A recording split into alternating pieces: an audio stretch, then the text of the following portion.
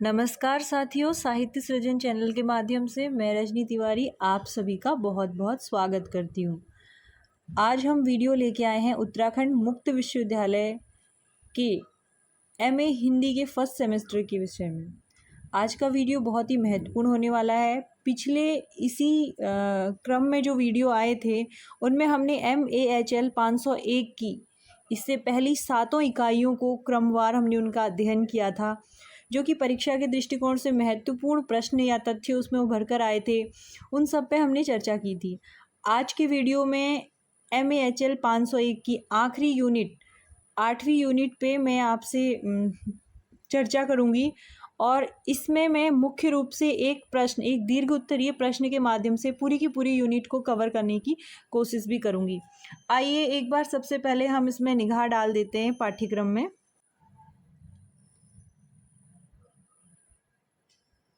इससे पहले हमने इसकी चारों की चारों यूनिट जो ऊपर की हैं, इतिहास एवं साहित्य, इतिहास का संबंध और उसकी लेखन परंपरा, इतिहास साहित्य लेखन की समस्याएं, नामकरण संबंधी, काल विभाजन, हिंदी साहित्य के आदिकाल का उद्भव एवं विकास, हिंदी साहित्य का आदिकाल, हिंदी साहित्य की आदिकालीन कविता में रस, छंद, अलंकार, योजना, इन सभी पर वीडियो पहले आ चुके हैं।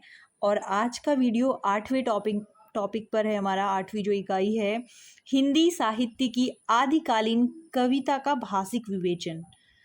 और अब आइए हम इस पर आगे बढ़ते हैं। इस यूनिट में एक महत्वपूर्ण प्रश्न बनता है। वह प्रश्न है, आदिकालीन काव्य भाषा का विस्तृत निरूपण कीजिए।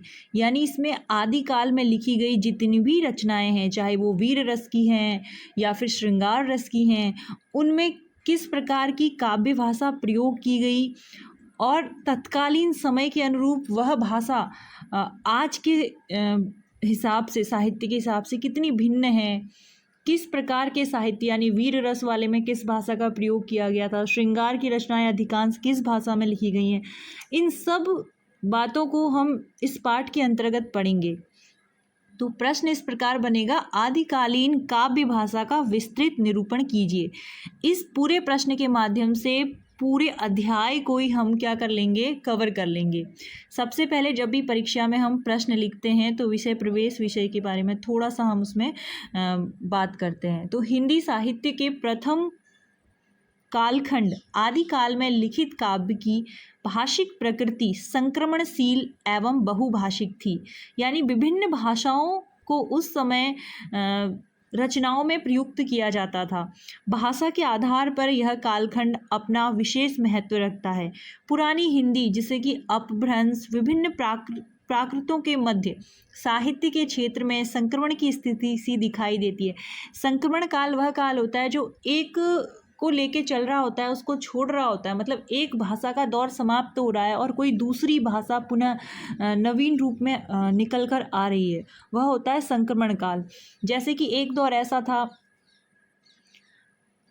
वैदिक संस्कृत, लौकिक संस्कृत आई, अपभ्रंश से फिर कई और भाषाएं विकसित हुई। या एक समय हम कह सकते हैं कि बौद्ध साहित्य जब लिखा गया, पाली भाषा का जोर था उस समय। जैनों का जब समय आया उस समय पे प्राकृत का जोर था। तो अलग अलग समय पे हमारे समाज में, खास करके हमारे भारतीय समाज में, विभिन्न भाषाएं पनपी हैं, उनमें बहुत ही समृद्ध साहित्य की रचना की गई है और वहाँ से बढ़ते बढ़ते हम खड़ी हिंदी तक पहुँचे हैं। दूसरा इसमें ध्यान रखने वाली बात आएगी, हमारा दूसरा टॉपिक बनेगा, अपभ्रंश भाषा काव्य की पृष्ठभूमि क्या है। यानी कि कहाँ से इसकी शुरुआत होती है और शुरुआती स्वरूप इसका कैसा था। हिंदी साहित्य का आरंभ हम लोग 10वीं सदी से लगभग मानते हैं, लेकिन कुछ विद्वान जैसे कि चंद्रधर शर्मा गुलेरी जी हैं और राहुल सांकृत्यायन जी हैं, उन्होंने 7वीं और 8वीं सदी से इसकी शुरुआत को माना है। इसका कारण यह भी है कि वे अपभ्रंश साहित्य की गणना भी हिंदी साहित्य के अंतर्गत ही करना चाहते हैं और अपभ्रंश के कवि स्वयंभू और पुष्पदंत को हिंदी का आरंभिक कवि मानते हैं। यह अपभ्रंश भाषा भारतीय आर्य भाषाओं के विकास का परिणाम है। यानी कि जो अपभ्रंश भाषा है वो भारतीय आर्य भाषाएं, जो शुरुआत में जिनकी हमने अभी जिक्र किया था, वैदिक संस्कृत, लौकिक संस्कृत, पाली, प्राकृत, उन्हीं से निकलकर आई हुई भाषाएं ये हैं। अब हम देखते हैं, देखो शुरुआत जो है इसकी, इसमें छंदस यानी वैदिक संस्कृत का जिक्र होता है।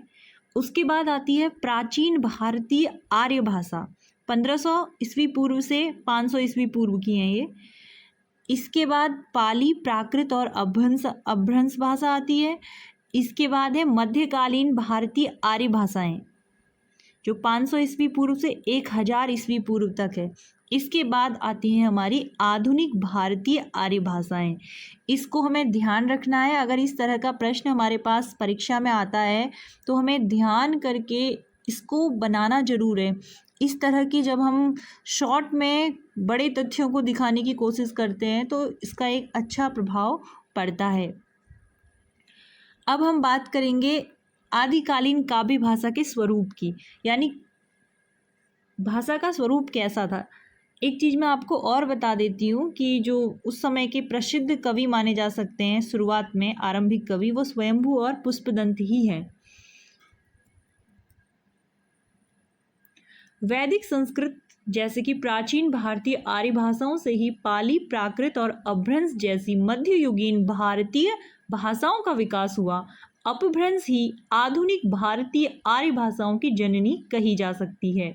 हिंदी भी उन्हीं में से एक है, जिसे अपभ्रंश की परिनिष्ठित साहित्यिक सर्जना का दाय मिलता है। आपको यह जानकर आश्चर्य होना स्वाभाविक है कि 8वीं-9वीं सदी में अपभ्रंश साहित्यिक और परिनिष्ठित भाषा के रूप में राष्ट्रकूट राजाओं की शक्ति और संरक्षण का लाभ अपभ्रंश साहित्य को ही मिला है। कुछ हमारे पास शुरुआत के ये सरहपा, कहपा, ये सिद्ध कवि आते हैं। इन्हें कवि नहीं कहा जा सकता, ये सिद्ध थे, लेकिन इनकी रचनाएं कुछ इस प्रकार से सामाजिक वातावरण से घुली मिली हैं कि उन्हें कवि भी कहा जा सकता है। तो सरहपा, कहपा, लुइपा, ये सारे के सारे सिद्ध हैं। इनकी रचनाओं में भी तत्कालीन समाज के संस्कृति की झलक हमें देखने को मिलती है।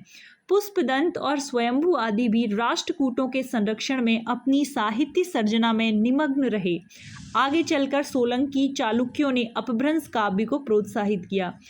आपको एक चीज़ स्मरण रखना होगा कि दक्षिण भारत में ही शुरुआती दौर पर साहित्य सर्जना शुरुआत हुई है। भक्ति आंदोलन की शुरुआत भी दक्षिण से हुई है। तो कहीं ना कहीं दक्षिण के राजा या दक्षिण में जो भी उस समय लोग थे, वो सभ्यता और संस्कृति के मामले में कुछ अधिक विकसित थे। शायद इसका एक कारण यह भी था कि बाह्य आक्रमणों से वो हिस्सा बचा रहता था, जबकि उत्तर भारत का हिस्सा आए दिन पहले से ही लगातार बाह्य लोगों के आक्रमण और हमलों को झेलता रहा है। तो यहाँ की संस्कृति सभ्यता मिक्स होती गई है और बार बार बनती और बिगड़ती गई है। अपभ्रंश को हिंदी साहित्य में सम्मिलित करने के विषय में विद्वान एकमत नहीं है। कुछ विद्वान अपभ्रंश को ही पुरानी हिंदी कहते हैं।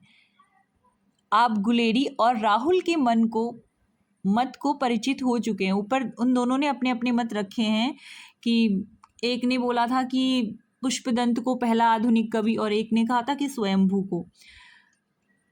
हालांकि आचार्य शुक्ल जो हैं वो ये कहते हैं कि जो पृथ्वीराज रासो है चंद्रबरदाई की, वहाँ से वो शुरुआत मानते हैं हिंदी की परंपरा को।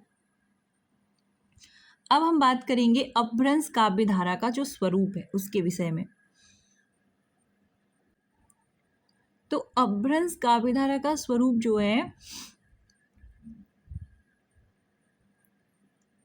आचार्य रामचंद्र शुक्ल ने जिस साहित्य को धार्मिक और संप्रदाय परक साहित्य माना था और उसको आदिकाल के साहित्य के अंतर्गत स्वीकार नहीं किया था, वही सिद्धों, नाथों और जैन संतों का साहित्य अपनी साहित्यिक मान्यताओं में आगे चल के परिणत हो गया और वह आदिकाल की काव्य सामग्री के रूप में अपभ्रंश भाषा में ही लिखा गया है।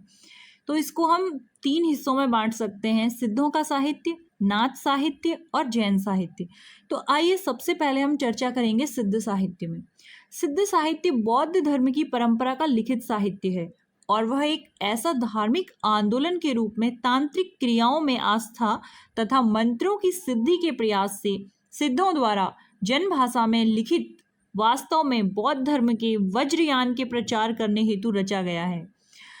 सिद्ध साहित्य में दोहा कोश और चर्यापद ये दोनों महत्वपूर्ण हैं, इनको आप ध्यान रखिएगा। दोहा कोश और चर्यापद ये दोनों ही सिद्ध साहित्य के रूप हैं। इस सिद्ध साहित्य को अर्धमागधी और अपभ्रंश भाषा में लिखा गया है। इसको हिंदी और अपभ्रंश की संधि भाषा भी हम कह सकते हैं। अब बात करते हैं नाथ साहित्य के रूप में। नाथ संप्रदाय को सिद्धों की परंपरा का ही विकसित रूप माना जा सकता है। नाथ साहित्य के प्रवर्तक गोरखनाथ माने जाते हैं। और आपको मैं एक चीज और भी बता दूं, गोरखनाथ के जो गुरु थे वो मत्स्येंद्र नाथ थे। इस संप्रदाय के रचनाकारों ने सिद्ध साहित्य को अपभ्रंश जैसी जन भाषा में ही अधिक पल्लवित किया था, लेकिन उसे सिद्ध साहित्य को अपभ्रंश जैसी लेकिन उसे सिद्ध साधना से अलग और शैव मत के सिद्धांतों के स्तर पर स्वीकार किया था। यानी नाथ और सिद्ध कुछ हद तक सेम लगते हुए भी इनमें अंतर इतना है। एक तथ्य जो यहाँ पर स्पष्ट कर देना है वो यह है कि सिद्ध साहित्य या सिद्ध और नाथ दोनों ही बौद्ध धर्म की वज्रयान शाखा से दोनों की उत्पत्ति हुई है। सिद्ध जो थे वो पूरब की ओर ज़्यादा सक्रिय रहे और नाथ जो थे वो पश्चिम की ओर। सिद्धों में एक खास बात ये थी कि वो स्त्री संसर्ग को महत्व देते थे, जबकि नाथ जो थे वो वासना मुक्त यानी हठ योग को उन्होंने महत्व दिया है। और सिद्ध जहाँ एक और समाज में रहना, परिवारों से मिलना जुलना ये सब करते थे, नाथ जो थे वो लोग विरागी और योग से परिपूर्ण, संयम और सदाचार से परिपूर्ण जीवन जीते थे। इसी तरह जिस प्रकार सिद्धों की संख्या 84 है, उसी प्रकार 84 प्रसिद्ध सिद्ध हैं जो आज भी जिनके नाम पुस्तकों में उपलब्ध हैं, और उसी तरह 9 नाथ हैं।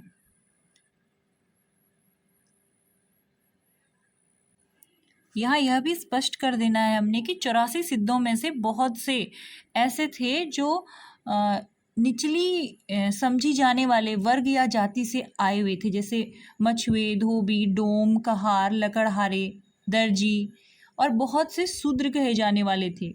अतः जाति पाति के खंडन तो वे आप ही थे। नाथ संप्रदाय भी जब फैला तब उसमें भी जनता की नीची और अशिक्षित श्रेणियों के बहुत से लोग आए जो शास्त्र ज्ञान संपन्न न थे, जिनकी बुद्धि का विकास बहुत सामान्य कोटि का था, पर अपने को रहस्यदर्शी प्रदर्शित करने के लिए शास्त्रज्ञ पंडितों और विद्वानों को फटकारना भी वे जरूरी समझते थे। सद्गुरु का महात्म्य सिद्धों में भी और उनमें भी बहुत अधिक था। अब बात करते हैं नाथ पंथ के जोगियों की। इनके कानों की लौ में बड़े बड़े छेद करके स्फटिक के भारी भारी कुंडल पहनते थे, इससे ये कनफटे कहलाते थे। जो हमारे प्रसिद्ध नाथ हैं उनमें से जैसे आदिनाथ हैं, मत्स्येंद्र नाथ हैं, गोरखनाथ, ज्ञानीनाथ, निवृत्तिनाथ, ज्ञानेश्वर, ये सब हो गए। अब हम बात करेंगे जैन साहित्य के विषय में। तो आदिकाल के काव्य खंड में आचार्य शुक्ल द्वारा अपनी गणना में अमान्य किया गया तीसरा धर्म साहित्य जो है वो जैन संतों के द्वारा लिखा गया था। जैन साहित्य में जो भी कुछ लिखा गया है वो किसी साहित्य के तौर पे नहीं लिखा गया था, बल्कि उस समय सामान्य जनता तक धर्म के प्रचार के लिए साहित्य और कथापरक चरित्र गढ़कर कई बार उनकी व्याख्या की जाती थी। तो कई बार उनके शिष्यों के द्वारा उन्हें लिपिबद्ध कर दिया जाता था और इस प्रकार से जैन साहित्य हमारे सामने आया। जैन मुनियों ने अपने धर्म का प्रचार लोक भाषा अपभ्रंश में यानी प्राकृत में भी किया था। इस प्रकार की रचनाएं जो थी रास, फागु, चरित जैसी विविध काव्य रूपों में हमें प्राप्त होती, जैसे स्वयंभू का लिखा हुआ पौम चरियु जो है और अरिष्ट नेमि चरियु है, पुष्पदंत का अण्य कुमार चरित है। ये सारे के सारे जैन साहित्य के अंतर्गत लिखे गए साहित्यिक रचनाएं हैं। अब हम बात करेंगे अपभ्रंश भाषा की जो है हिंदी साहित्य के साथ उसका जो अंतर संबंध है। हिंदी के प्रारंभिक काल का साहित्य विविधोन्मुखी और समृद्ध है। आप अपभ्रंश काव्य के विषय में बहुत कुछ जान चुके हैं, लेकिन जिन विषयों को कवि ने अपनी कविता का माध्यम बनाया है उनमें कुछ पौराणिक कथाएं भी हैं। जैसे कि उस दौरान पर ये जो काव्य लिखा गया था इसमें कई में राम काव्य, कृष्ण काव्य और कई सारे तीर्थकरों के चरित्र काव्य भी हैं। धार्मिक रूढ़ियां, बाह्य आडंबरों का इनमें विरोध किया गया है और किसी लोक नायक के चरित्र का शौर्य और श्रृंगार प्रमुख वर्णन किया गया है। इस परंपरा को हिंदी काव्य परंपरा ने बाद में आगे बढ़ाया और जो शुरुआत में रासो काव्य लिखे गए थे जैसे बीसल देव रासो, पृथ्वीराज रासो, ये सारे ढोला मारूरा दुहा, ये सब राशक परंपरा में, रास परंपरा में आने वाले साहित्यिक हैं।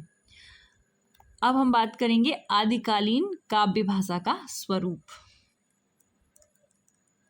एक वीडियो में इतने बड़े टॉपिक को समेटना वाकई में बहुत मुश्किल काम होता है, तो कई बार कई तथ्य छूट भी जाते हैं। लास्ट में मैं कुछ महत्वपूर्ण प्रश्न और लेकर आऊँगी, तो उनमें कोशिश करूँगी कि और ज़्यादा स्पष्ट कर पाऊँ चीज़ों को। तो आदिकालीन काव्य भाषा के स्वरूप में हम पहली हेडिंग लिखेंगे अपभ्रंश और देश भाषा।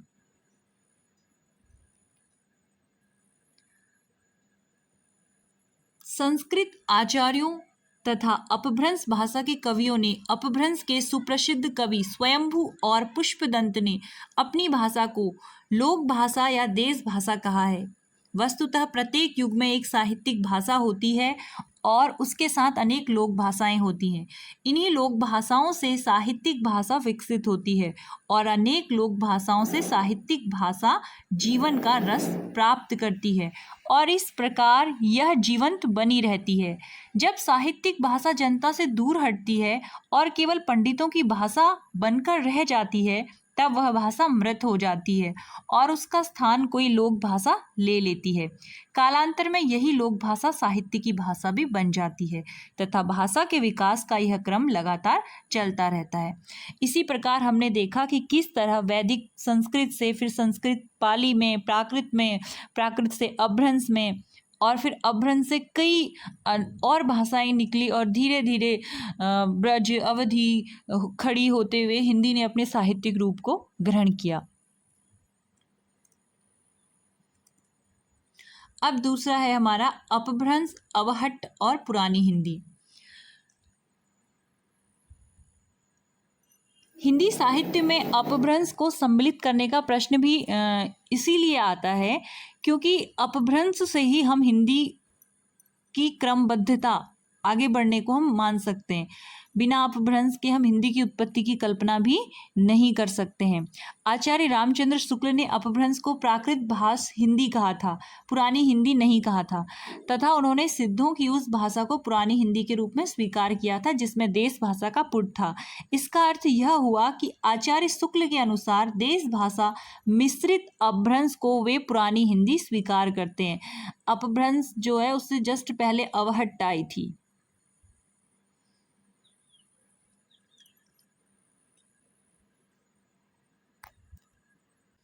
देखो, प्राकृत, अपभ्रंश और अवहट्ट ये तीनों लगभग संक्रमण काल में, मतलब एक ही समय में मौजूद भाषाएं हैं और इनका प्रयोग विभिन्न कवियों ने अपने अपने हिसाब से किया है।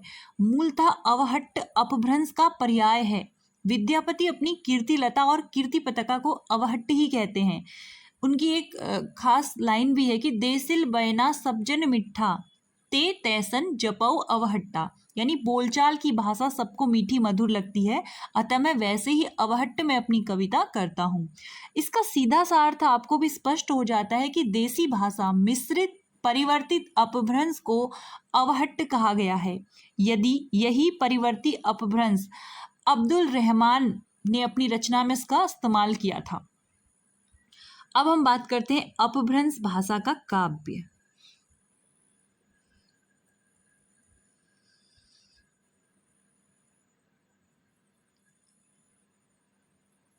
अपभ्रंश भाषा को पुष्पदंत, जो इंदु, राम सिंह, हेमचंद्र, सोमप्रभ, जिनप्रभु सूरी, राजशेखर, शालिभद्र सूरी, अब्दुल रहमान, सरहपा, इन सभी लोगों ने लिखा है। इसमें खास करके चरित काव्य लिखे गए हैं, गीति काव्य लिखे गए हैं, विरह और रहस्य प्रधान काव्य इसमें लिखे गए हैं। अब हम अपने आखिरी टॉपिक में आएंगे इस यूनिट के, आदिकालीन काव्य भाषा का निरूपण। न चाहते हुए भी वीडियो बहुत लंबा हो रहा है, लेकिन जो महत्वपूर्ण तथ्य हैं उनको नहीं छोड़ा जा सकता। सबसे पहले तो इसमें आता है हमारा भाषा की बहुरूपता। अपभ्रंश भाषा जो थी ये हिंदी की पूर्व पीठिका है, ये आप जानते हैं। अपभ्रंश का परिनिष्ठित रूप तत्कालीन समय में विशिष्ट काव्य रचनाओं का मूल केंद्र रहा है, लेकिन उस कालखंड में परिनिष्ठित अपभ्रंश भाषा के इतर भी तत्कालीन प्रचलित अपभ्रंश, अवहट्ट अथवा पुरानी हिंदी जैसी भाषाओं में काव्य रचनाएं की जा रही थी। आचार्य शुक्ल ने केवल 12 ग्रंथों को ही आदिकाल के नामकरण का आधार बनाया था और परवर्ती काल में खोज की गई जो और सामग्री आदिकाल के खंड से प्रकाशित हुई। संभवतः आचार्य शुक्ल के दृष्टि केंद्र में वो उस समय नहीं हो पाई थी उपलब्ध,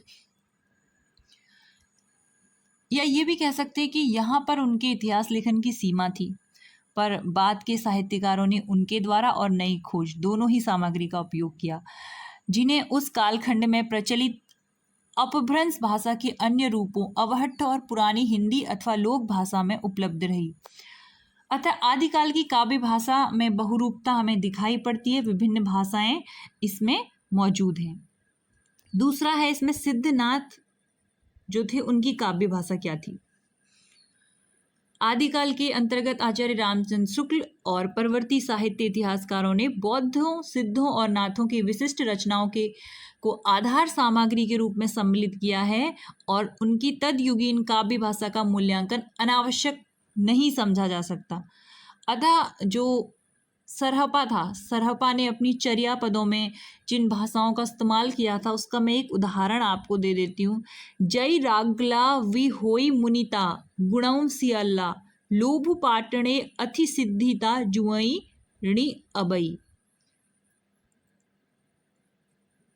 तो इस तरह जो भी इनके दोहा कोश हैं, चर्या पद हैं, इसमें अपभ्रंश, अवहट्ट, इन सब का प्रयोग किया गया है। और सिद्धों ने मुख्यतः दोहे के रूप में लिखा है। चर्या पद में इन्होंने साक्षी या साखी, सबद यानी कथन, इनका भी इस्तेमाल किया है। तो इस प्रकार सिद्धों और नाथों की काव्य भाषा जो है वो मिली जुली है, बहुरूपता उसमें भी पाई जाती है। अब हम बात करेंगे जैन और जैनेतर काव्य की भाषा। तो जैनों ने प्राकृत का इस्तेमाल किया है, परिनिष्ठित अपभ्रंश भाषा का, प्रचलित अपभ्रंश का और अवहट्ट मिश्रित राजस्थानी भाषा का भी, जिसमें डिंगल और पिंगल शैली आती थी, उसका भी इन्होंने अपने साहित्य में प्रयोग किया है। हालांकि जैन साहित्य जो है सीधे साहित्य के तौर पर ना लिखे जाकर उपदेशात्मक रूप से लिखे गए हैं। उनका मुख्य उद्देश्य धर्म का प्रचार प्रसार करना होता था, लेकिन फिर भी वो अक्सर जन भाषा की शैली को अपनाते थे। इसके चलते उनकी भाषा में बहुरूपता हमें देखने को मिलती है। तो इस प्रकार आज के हमने इस वीडियो में 8वीं जो इकाई है हमारी उत्तराखंड मुक्त विश्वविद्यालय एमए हिंदी के फर्स्ट सेमेस्टर की 501 की, उसको हमने पूरा किया है। इस प्रकार हमारा प्रश्न आदिकालीन काव्य भाषा का विस्तृत निरूपण पूरा हो गया है। उम्मीद करती हूँ ये वीडियो आपके लिए उपयोगी होगा। तो मिलते हैं अगली वीडियो में, तब तक के लिए नमस्कार।